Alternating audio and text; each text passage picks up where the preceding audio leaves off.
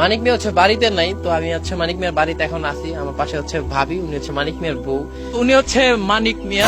সাদ ইবনে Muadh রাদিয়াল্লাহু তাআলা একদিন নবীজিকে বলছে, ইয়া রাসূলুল্লাহ, আমি যদি কোনোদিন আমার স্ত্রীকে দেখি পর পুরুষের সাথে 1 মিনিটের জন্য কথা বলছে, আমি আমার তরবারি খাপ থেকে বের করে এক কোপে গর্দান ফেলে দেব। অবশেষে আমরা হাজবেন্ড ওয়াইফ কাপল ব্লগ ভিডিও বানিয়ে পেয়ে গেলাম ফেসবুক থেকে ইনকাম। আমরা ইনকাম করছি হচ্ছে কি আপনার 1 মাসে 1,44,000 টাকা। এটা হচ্ছে আমাদের 1 মাসের কাপল ব্লগের ইনকাম। স্বামী স্ত্রীর একান্ত মুহূর্তগুলোকে ভিডিও করে করে মানুষকে দিচ্ছেন, আপনার বউকে মানুষের সামনে উপস্থাপন করছেন। কেন? অ্যাডসেন্স করে কিছু পয়সা কামাই করবেন সেজন্য।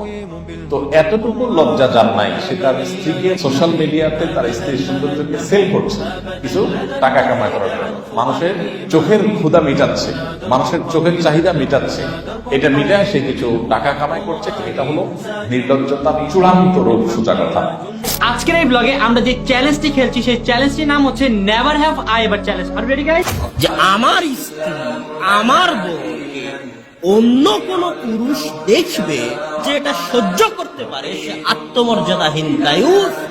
রাসূল সাল্লাল্লাহু আলাইহি ওয়াসাল্লাম বলেছেন, লা ইয়াদখুলুল জান্নাতা আদ-দায়ুস। দায়ুস জান্নাতে প্রবেশ করতে পারবে না।